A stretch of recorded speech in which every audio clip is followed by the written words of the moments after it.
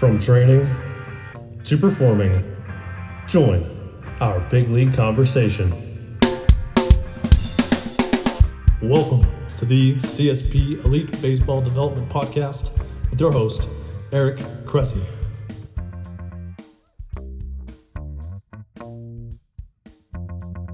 Welcome back to the CSP Elite Baseball Development Podcast. I'm your host, Eric Cressey, and this is episode 95.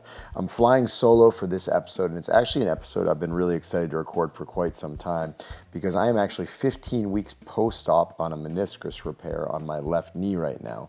And it has actually proven to be one of the single most beneficial continuing education experiences of my career.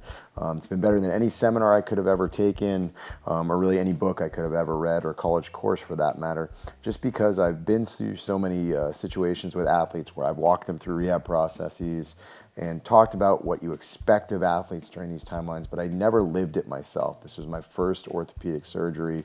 I'll tell the story once we get going with the podcast.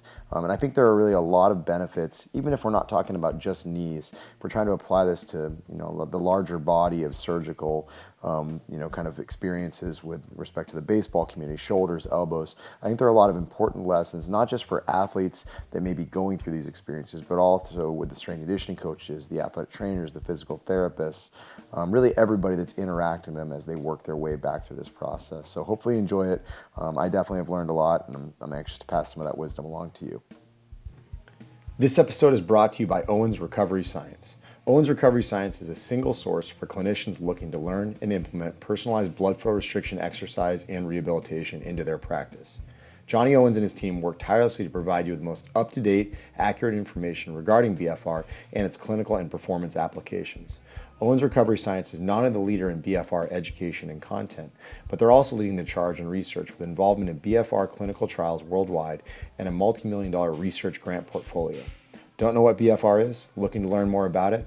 Go learn from the ORS crew via their one-day in-person certification courses and read their blog at owensrecoveryscience.com. And be sure to check out the Owens Recovery Science podcast, where Johnny interviews BFR researchers from around the world, in addition to the deep dives he takes and the educational team takes on specific topics, all with the practicing clinician in mind. In addition to teaching you how to integrate BFR into your practice, Owens Recovery Science also sells the equipment to help you implement BFR in the safest, most efficient manner possible. ORS is the exclusive U.S. distributor of the Delphi personalized tourniquet system for BFR, which is recognized even by the competitors as the gold standard in blood flow restricted training, and is the only BFR system on professional sports workers' comp in every U.S. league. The Delphi PTS for BFR is the only research-validated device on the market, and it's recognized worldwide for its industry-leading ability to quickly and objectively determine the correct pressure to use and maintain that pressure throughout the intervention. I used the device myself heavily during my rehabilitation from a recent knee surgery, and we integrate it regularly in our baseball programs and our rehabilitation work here at Cressey Sports Performance. For a limited time, you can use the discount code CRESSEYBFR to receive $100 off on one of the Owens Recovery Science certification courses. Just go to owensrecoveryscience.com, select courses in the menu bar to see their upcoming offers, and then enter the code at checkout. Again, that's CRESSEYBFR to get $100 off. Make sure to act now as this offer expires on June 12th. All right, we are back for episode 95, and like I said in the intro, I had an interesting sports medicine experience myself this spring that I think will actually prove to be advantageous in the context of continuing education for all of us. As a brief background on it, I had actually had a little bit of posterior medial knee pain for several years, something that would bother me anytime we got into really deep knee flexion, whether it was using the rowing machine or really demonstrating some of the deep squat progressions that we have with athletes. And, for those of you that know, that's generally a little bit of an indicator that you could have a little bit of a meniscal problem.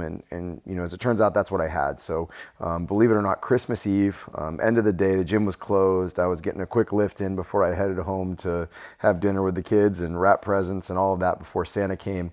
And I actually finished squatting, had a good squat session, and I was actually unracking weights, believe it or not. I took a 45-pound plate off our transformer bar and went to put it on the rack adjacent to me, and I pivoted kind of funny, and I heard a little pop. It was a weird feeling, nothing that I had experienced before, but didn't really have a whole lot of pain, really any discomfort whatsoever. Actually finished my lift, did some reverse lunges, used the Versa Climber, the whole 9 yards. drove to get dinner, picked up some stuff, and when I got back to the house, I could barely get out of the car because my leg was in so much pain. So as it turns out, I had torn my meniscus pretty good. It was a pretty pronounced bucket handle tear. I had a little Baker's cyst in there, and went and got it looked at a few days later after the holiday, after I'd basically hobbled around for a little bit and done some awkward sitting on the floor unwrapping gifts Christmas morning, and come to find out that it was a more exaggerated meniscus tear that was going to need surgery. So it wasn't something that they were just going to be able to clean up. I actually needed to have a repair. The hope was that I could nurse it along and maybe get it done after opening day, but it quickly became apparent that just as it started to feel good, even the slightest little thing would set it back, particularly with how much I'm on my feet during the day. So made the decision to finally get it done right in the heat of the off season, which is definitely not ideal. So I had the surgery done on January 19th. So I'm recording this on May 4th. So I'm exactly 15 weeks post-op. Had the repair and got in all 10 sutures. And what's kind of interesting about this procedure is they actually had to loosen my medial collateral ligament just a little bit to get access to everything. So I had a big open incision for an inside-out repair along the inside of my knee, and I had 2 holes for the portals that also went along with it. So I actually wound up not just having a meniscus repair, but actually had effectively the equivalent of a grade 2 MCL issue. So definitely had my work cut out for me. It was 2 weeks non-weight bearing, and after that it was 2 weeks partial weight bearing, and then I got back to kind of normal walking at 4 weeks and gradually built up things from there and followed the protocols. But just a remarkable learning experience on a number of fronts. And I thought that I would use this particular podcast to share some of the big picture lessons that I learned, some of the things that I'll be cognizant of as I work forward, dealing with athletes, whether it's a Tommy John surgery or a rotator cuff repair or a labral tear at the hip or something like that. And I think it's particularly important to separate out 2 different kinds of surgeries, right? You have repairs and you have removals. If you look at them in a really, kind of broad standpoint, a repair is going to be a meniscus or a rotator cuff or a Tommy John.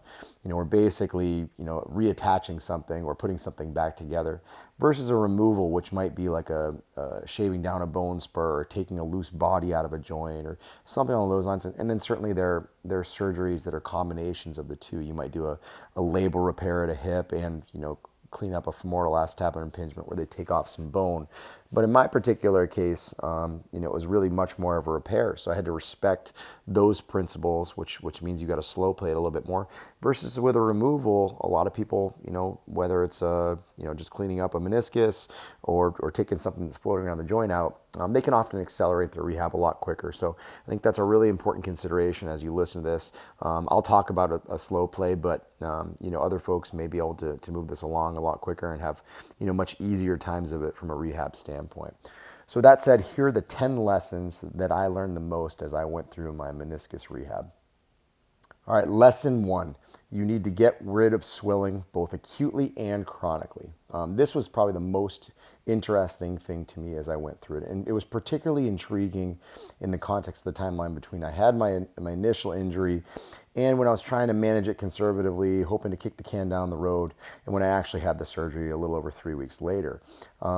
There's actually some really interesting research on how swelling impacts function around those joints. So Spencer et al., all the way back in 1984, there was a study called knee joint effusion and quadriceps reflex inhibition in man. So it was a study that basically looked at the role of swelling in a joint and how it produced the reflex inhibition and subsequent atrophy of quadriceps. So in other words, if you throw a whole bunch of extra fluid in a joint, does it basically limit how well the quadriceps fires? And they've looked at this in quite a bit of detail. And what was really interesting is that they put in a bunch of saline, up to 60 milliliters into a joint space in the knee in 10 healthy subjects. And they had pre-tested them on some of these, quadriceps muscle motor neuron pool activations. And they tested them afterwards as well. And what was interesting was when you made that joint swell, they really reduced kind of the recruitment of vastus medialis, rectus femoris, vastus lateralis, anything from 55 to 70%. of what they were previously. So it really just speaks, to this concept of swelling in a joint is not a good situation, and that was certainly something that I recognized really, really quickly. The minute I started having that pain and I noticed that the joint was swollen, I couldn't turn my quads on for the life of me. I looked down at it and it just wouldn't work, and it was for me a pretty good indicator that there wasn't just something structurally wrong. There was actually a functional fallout as well. What's interesting is Cho et al. Back in 2011 did a follow-up study. It was called Effects of Joint Effusion on Proprioception in Patients with Knee Osteoarthritis, a single-blind randomized control. And they looked at the effects of joint effusion, so swelling, on proprioceptive status in patients with knee osteoarthritis. So they had a control group, and then they had an experimental group, and the joint position sense was significantly compromised in the experimental group when they did tests of proprioception. So again, if you have these periods of swelling in a joint, the worst thing you can do is go out and expect to have great balance or to really have optimized muscular recruitment. Even when I was trying really, really hard, I couldn't find my quads. So I think this is a really important consideration in the early post-surgery period, is before you try to get really ambitious and overzealous with a lot of your exercise stuff, single most important thing you can do is get rid of that swelling, because it has these pronounced downstream benefits. Is if you can get the swelling out of the joint, you can start to do some of your exercise stuff with a lot more effective recruitment neuromuscularly. I think the other thing that we have to consider too is swelling isn't just something that happens in an acute injury or right after a surgery.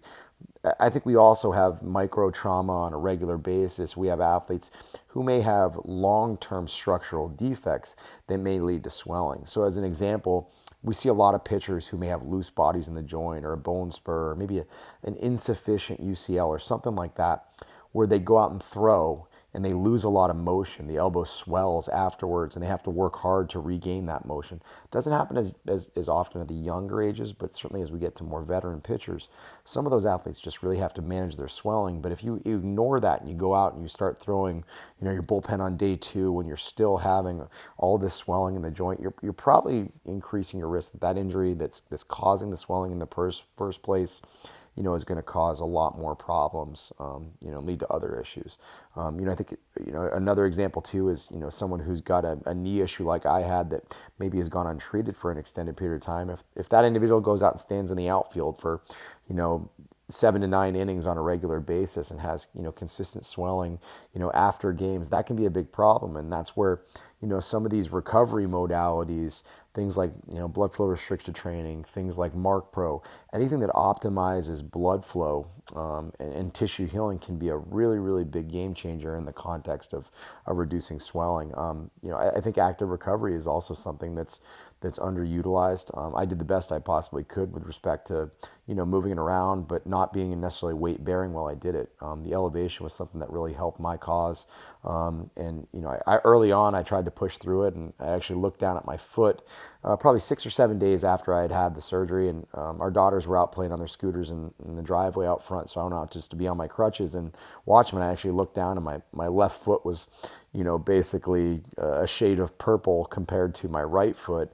And I realized, all right, I just got to be smart in this window, get off my feet a little bit, elevate, blast it with the Mark Pro, get it moving. And sure enough, I made exponentially faster progress when I just became a little bit more cognizant of taking care of swelling. And I think, this really leads right into lesson number 2. And I've used this phrase before. It's a phrase I borrowed from my business partner, Shane Rye. Listen when it whispers instead of waiting for it to yell. Certainly I had something that was barking at me a little bit in certain positions over the long haul. I didn't really do a whole lot to avoid those positions, right? Deep knee flexion is definitely a kind of the kiss of death for meniscus problems in many cases. And, I still work through it, when I use the rowing machine, like I said, when I demonstrated some of these deep squat progressions for our athletes, really never under crazy load, but certainly with lots of repetition. And it was the kind of thing where I always felt good when I warmed it up. If I got it moving around a little bit, it wasn't a problem. And I always think back, to Mike Boyle's line. He said, "Does it hurt?" is a yes/no answer. So if you have something that's a chronic, discomfort, and it takes a few minutes, it takes a few reps to really get it going, you got to take a little bit of a deeper dive and figure out what's really going on. And, maybe it's just a tissue extensibility thing that improves with, the right kind of manual therapy or mobility exercises. Or in my case, it was probably a joint issue that had been lingering for quite some time. And, I brought it to threshold because I didn't listen when it whispered. Instead, I waited for it to yell. And sure enough, on the tail end, it costed me, a lot of training time and, a lot of productivity, and it limited my experiences, with my family. So I always think it's better to be proactive with these things and figure it out on the front end as opposed to waiting for it and trying to manage it when it's substantially worse. For number 3, don't expect too much from patients in the immediate post-op period, particularly if those patients are very detrained. So this is something I was always guilty of, right? So we'd have an athlete, who would see us that was headed for Tommy John surgery, and I'd say, listen, I know you're excited to get back to training. We're going to work hard to help you out. We'll get you back in the weight room at, 2 weeks post-op. Just make sure the risk of infection's gone. We'll be really smart about it. We'll train like you only have one arm, get your lower half of your core, your other arm moving. Everything's going to be great. And, I still believe in that stuff. But what I did realize is that not all surgeries are created equal. And so for me personally, as I came out of this surgery, I never bothered to think just how much time I was going to have to spend on my opposite leg while I was non-weight bearing, hopping around the kitchen, trying to make my daughters breakfast in the morning or pack their lunches for school, even just trying to get in and out of the shower. I realized that, really only one of the showers in our household was handicap accessible, and it's not easy to take crutches in the shower. So you got to be a little bit creative in that regard. And the simple fact that you might be standing on one leg while you're washing your hair in the shower, you got to be careful not to slip. So sure enough, I went up sitting in the shower while I was doing my thing in there, just because you don't appreciate these things. You don't realize that when your knee is locked in extension, there might be certain bathrooms in your house that you can't use. And I'm a pretty highly functional guy. I've been powerlifting for decades. Ironically enough, I got injured re-racking weights as opposed to actually lifting them. But I spent a lot of time in single leg stance. I've, sprinted, changed direction, thrown the med ball for as long as I can remember. And I actually struggle with a lot of this stuff. Being in single leg stance, your glutes cramping up just trying to balance for an extended period of time. I just don't think I would have been able to do a lot of the things that I did if I didn't lift weights, I didn't take care of myself. So, for me, this is a very important perspective. If we have a detrained athlete or an untrained athlete, that goes, into a surgical scenario where they may be non-weight bearing, or even just someone that, is in a sling for a rotator cuff repair and they've got to live their life with one arm for a little bit. These are really pronounced challenges. And I think in the past, I've expected too much of our athletes in that immediate post-op period, when in reality, I should have been much more focused on getting them settled, making sure that there were no setbacks with their surgery, just because most of the time, if you do things really well on the front end, those first 7 to 10 days are executed flawlessly, you're actually going to be able to make up all that time on the tail end. The concern is always going to be that you need to protect against downside. And I think I've made the mistake of expecting too much from patients in the post-op period. So I will be a little bit more conservative in that regard in light of my experience. Obviously, mine was a lower extremity, non-weight bearing scenario, but I've seen athletes who have had microfracture at a hip where they're non-weight bearing for 8 weeks. You can't completely detrain somebody for 8 weeks. You can get going on, upper body and start to integrate stuff with the opposite leg and do stuff that's non-weight bearing. But you do need to be very careful. You want to be as aggressive as possible. You want to do no harm. And there are a lot of opportunities to do harm. I thought of it the first time I caught my crutch on the edge of a curb as I got to the gym one day.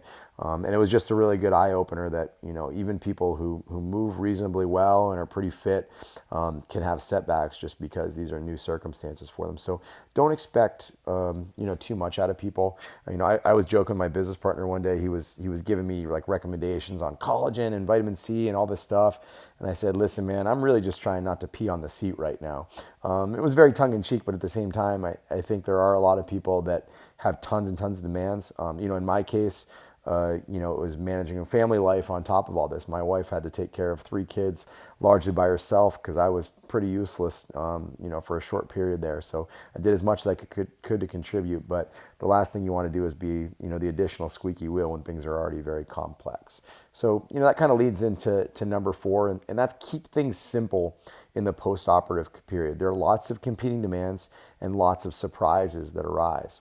So what I always try to do when we actually do start getting athletes training is I keep things simple, right? I don't want to introduce a ton of new exercises that they aren't familiar with, just because it's probably going to increase the likelihood that they might misstep, slip, fall, anything like that. We want it to actually be a relatively unrich proprioceptive environment. It's much more about maintaining a training effect, getting heart rate up a little bit, getting adjacent joints moving as as safely as possible, loading the opposite limb, which I'll touch on later. I think the worst thing that you can possibly do is add extra layers of complexity. The other thing, just having been through it, when you're on crutches, it's really hard to do certain pairings in the gym, right? So for instance, in our facility, our med ball wall is a 30-yard walk from our TRX station. So if I wanted to do some overhead med ball stomps on one leg or something like that and actually pair it with a TRXY, I've got to log a lot of steps and go a really, really long way to do it. So tried to make things simple, put my superset pairings close by. When in doubt, ask for help if you need someone to hand you a dumbbell or something along those lines. But the worst thing you can do is add complexity to people's lives in these periods when things are already very, very challenging and, on a regular basis, surprises kind of arise on them. Number 5, be conservative early on if you want to be bolder later. Take care of your incision. Okay, so this was something that actually was a challenge for me. I was doing really, really well. And as I mentioned, I had a little bit of an MCL issue as part of this surgery, something that was created as part of the surgery to get where you needed to be. And I was actually in a brace. So I would sleep in the brace so I wouldn't get into bad positions, more so with respect to the MCL than the meniscus. And what actually happened was the hinge on the brace was right on the top of my incision. So that's where it became a little bit challenging. I was wearing a compression legging at night, and the top of the sock was right around my incision. The hinge on the brace was right there as well. And what actually happened is my incision opened up a little bit on me right around the week 4 mark. And it definitely, wasn't a huge deal. It was something we ruled out any risk of infection and stuff like that. But, it was something that I learned early on was that, if you do push too fast and you get that incision a little bit more questionable, then you're looking at antibiotics, you're looking at having to scale things back. So taking care of your incision is a really, really high priority. I made a point of just taking a picture of it on a regular basis, so I had something to compare back to, particularly when it reopened, and wanted to make sure that it didn't trend in a bad direction or have any of the wrong stuff that kind of seeped out of it. So that was a really good lesson for me is, being smart in that first 4 weeks really allowed me to be, a lot more bold. I'd say probably weeks 6 through 12, just as I started to get a little bit more weight bearing, walking a little bit more and all that. So I think a lot of people try to chase the dream early on, and it's better off to take care of your incision and avoid that risk of infection early on. Just because it will allow you to do a lot more. And, here I am at 15 weeks post-op. Today I deadlifted 435 for 3 sets of 5 without any problems. I sprinted full velocity straight ahead yesterday. Did 6 80-yard tempo runs and had no issues with it. Still kind of building up what I can do in terms of lateral movement. Still not allowed to squat below 90 degrees, but being smart on the front end, being a good patient on the front end definitely allowed me to be a lot bolder later on. So I'm pleased with the progress, and going to give myself a pat on the back for actually following the rules and being meticulous with what I did and didn't do. And this really leads me to my next point. Blood flow restricted training is an absolute game changer. It was something that made a big difference for me. Like I said, I had a lot of atrophy, both in the lead up to surgery and the immediate period afterwards. Started using the Delphi unit from Owens Recovery Science right around the 3-week mark. Initially kind of just using it more on the recovery settings just because I was a little bit limited in terms of how much motion I had, and I wasn't, weight bearing enough to necessarily do a lot of the protocols, O's chain motion. But for me, it was huge benefit as I was able to start moving. It really helped me to get my quad back. Like I said, I'm about 15 weeks now, and it helped me a ton with respect to rebuilding some of that cross-sectional area. And just, more anecdotally, I do feel like my recovery, improved quite a bit. Not just using, some of the, classic hypertrophy-based protocols, but also just using the recovery setup to bounce back in conjunction with some work on the Mark Pro. I thought it was really helpful for me. Definitely something that, has become an integral part of what we do, not just with our rehabilitation athletes, but also our athletes athletes, looking to get the most out of some of their other training initiatives. So BFR is a absolute no-brainer to me. This isn't just something that's specific to my case. I know some Achilles rupture folks who have benefited tremendously on this. Even people who have been multiple years post-op on something where they never quite felt like something came back all the way, and they added this years after the fact, and it made a big difference for them. So I'm all in on BFR. Owens Recovery Science is a sponsor of this podcast too, and I'm thrilled to have them just because I do think their unit is the best one out there, and they do a great job from a continuing education standpoint and really offering courses to make sure that people use them correctly, because you don't want to just throw a bunch of poop on the wall and see what sticks. You want to make sure you're doing it correctly, particularly when we're talking about a meticulously planned out sports medicine dynamic like I had. So I'm all in on BFR, and it'll be something that we utilize a ton moving forward. Another thing, point number 8 that I think is really vitally important for folks to understand is this concept of the cross-transfer effect. So the cross-transfer effect is a very real thing. So the gist of it is that contralateral strength training has carryover to immobilized limbs. So in my case, it was a left knee surgery. I trained the heck out of my right side. So via this mechanism known as the cross-transfer or cross-education effect, an untrained limb's performance improves when the opposite limb is trained. So as an example, if you have knee surgery on your left leg, but you do what you can to safely train your right leg while the injury side is immobilized, you'll still get some carryover to the post-surgery side. It's not going to do a whole lot to attenuate the atrophy of that muscle mass. So you're not going to necessarily minimize how much muscle mass you lose, but it can definitely reduce the fall off in strength, power, and proprioception. So to me, it's kind of free rehab that offers a huge leg up, no pun intended, with respect to return to play. And what's interesting is there was a cool study from Orthopedic et al., I hope I pronounced that right, that actually showed that strength carryover seems to be stronger when you prioritize eccentric exercise. And as I look at what I did a ton of single leg RDLs on my right leg. So I would basically want to protect against being, weight bearing on my surgery side in those first couple weeks. So what I actually did, I would take a heavier dumbbell on my left hand. I would support myself on my right leg, and I would use my right hand on the top of the dumbbell rack just to give me a little bit of balance. And I would load up single leg RDLs on my right side while I held my left hand. And sure enough, when I came back to actually doing a lot more of my posterior chain stuff that I'm doing now, whether it's deadlift variations, one leg RDLs, glute ham raises, stuff like that, slide board leg curls, things along those lines, the strength has been really, really good through the posterior chain. So I'm a big, big believer in this cross education benefit. If you have a Tommy John, you better be training the heck out of your opposite side. Shoulder surgery, same thing. Obviously, do it safely. Be careful with it. Make sure you integrate it at the right time and progress it, appropriately in conjunction with the recommendations from your rehab specialist and your surgeon. But this was something that made a big, big difference for me, and something I'll continue to utilize with our athletes moving forward. Moving on to number 9. This is probably going to be the most controversial bunch, but I'm going to say it anyway. Icing probably isn't as necessary as you think. And I'll be bold and say that I followed my good friend Kelly Starrett's lead. I did not ice once after my surgery. It stayed in the freezer. Like I said, I used a lot more Mark Pro, a lot more just calculated movements, and was able to reduce my swelling, get my motion back relatively easy without icing.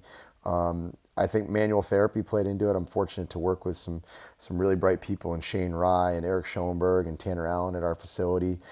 So I was just really good about having consistent motion through my allowable range of motion.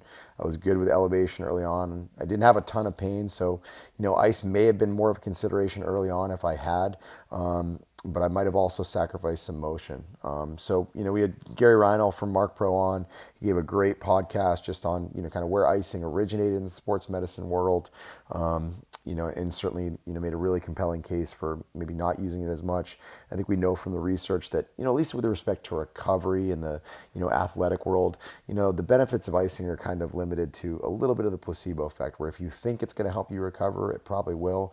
If you're indifferent, it probably is not going to make a big difference. So, in a clinical context, it's not my place to say whether icing is or isn't appropriate for you. I know I had great results without using it at all. So that's an individual decision, something you should make with your rehab specialist and with your doctors.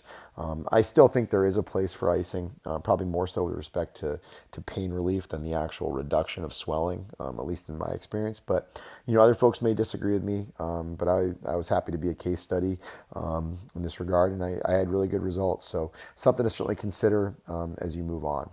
And then last point I want to make is number 10, and I think this is a really important point to walk away from. You can be very highly functional, but not fully rehabilitated. So be mindful of that as you work your way back. So I mentioned I'm at 15 weeks post-op. If I went out and tried to run football routes or do a bunch of change of direction stuff or tried to do a left-sided rotational med ball scoop toss, I'm going to be really vulnerable right now. I'm definitely not ready to do that. And I was lucky. I did my 5-week follow up actually with our team doctor, Dr. Cressey, who's also been a podcast guest, and he was outstanding and answered all my questions and went through it and checked me out. And he said something that I thought was really compelling, and I'll always remember it. He said, "Everyone does well for this first 6 weeks. People screw it up in weeks 6 through 12." And he's like, "Don't go out and run cones with the guys. Be smart about how you take care of this, because people tend to get into trouble when they start feeling good." And what's actually really interesting is this is not just applicable to a meniscus repair, but you can take it to ACLs, to Tommy Johns. Beischer et al. Did a study in ACL reconstruction, re-injury rates. They found that young athletes who return to sport before 9 months after ACL reconstruction have a rate of new injury 7 times that of those who delay their return. And Cressey et al., another one, basically said that patients who did not meet the discharge criteria before returning to professional sports had 4 times greater risk of sustaining an ACL graft rupture than those who passed the return to action criteria. This is a really, really big deal, okay? Because a lot of young athletes compare themselves to what they hear about on TV. They hear about a miraculous return from Tommy John at 11 months, or they hear about the NFL player that made it back from an ACL repair at 6 months. The truth is that they didn't necessarily heal better. They aren't necessarily any more well off. They're just willing to risk it a lot more. And that's a very important consideration to make. Don't compare yourself to people who have access to more sports medicine resources to you and who have more, basically to gain by coming back sooner than you do. So for me, what's really interesting is I was technically cleared to start a return to running progression at the 12-week mark. And I did some light jogging that day, and it just didn't feel good. I said, really running fast and jumping high and doing all this stuff isn't a high priority for me. I want to be able to kneel and play on the floor with my kids. I want to make sure that I can not have setbacks while I want to be a lifelong exerciser. So all I did was I pushed it back. I went a week later, and I kind of attacked it with some skipping progressions, some really low key shuffles, some backpedaling, things along those lines. Did some of the dribbles from Althus's series and felt awesome. And here I am, a week and a half later, and sprinting, almost full speed right now, having really, really good benefits, obviously modifying volume and stuff. So just realize that just because you're highly functional does not mean you're fully rehabilitated. I still have both structural and functional things that I have to keep in mind before I can go out unencumbered, even though I'm largely pain-free. I've still got a little bit of numbness from some of the surgical intervention. They say that might be around as long as 18 months. So, just being in kind of like an uncomfortable, kind of strange feeling when I kneel on it. These are some of the normal things that happen, but you need to be really, really cognizant about understanding what is your risk-reward, kind of ratio looking like. Are you someone that can really benefit from moving faster? Are you an elite athlete that's trying to come back for the postseason, knowing that you're going to have an off season after this to really recharge and take care of all these things? So you're willing to take a little bit more risk? Or are you a 14-year-old kid that's just doing this, even though there's zero upside to be gained? You just think you have to compare yourself to this model of someone else who hit this kind of fictitious timeline. So Dr. Jeff Dugas on a recent podcast, we talked about return to play timelines on Tommy John surgeries being, about 14 months on average. But he made a point, he said there's a standard deviation of about 6 or 8 weeks in either direction. So really the timeline is 12 all the way up to 16 months. So you got to figure out that there may be a little bit more on the front end for you. There may be a little bit more on the back end. For me, I pushed my running progression back in about a week and a half, and it served me well, and I feel awesome. So just an important lesson. You can be highly functional but not fully rehabilitated. Use your head and don't rush it unless there's clearly something to be gained and you're willing to take on that risk. So, babbled on for 10 points, and hopefully you've taken away some pearls of wisdom on this, things that you can apply to not just knees, but to any rehabilitation scenario. I think this is also a podcast that's probably something that you can share with friends who may be about to have surgery, hopefully take a little bit of pressure off them, understand that they're playing the long game, particularly when we're talking about a repair as opposed to just a removal, but don't put too much pressure on them in the early timeline, and focus on really not just getting back to sport, but getting rehabilitated to the point that you're highly functional and you're reducing your risk of a recurrence. So thanks for listening. Thanks for bearing with me as I told a story that was probably way too long. Hopefully it benefits you, and I wish you the best in all of your training and your recovery. Thank you for joining us for another episode of the CSP Elite Baseball Development Podcast. If you enjoyed this episode, we'd be thrilled if you'd consider subscribing to the podcast and leaving us a review to read on iTunes. We welcome your suggestions for future guests and questions. Just email elitebaseballpodcast@gmail.com. Thank you for your continued support, and we'll see you next episode.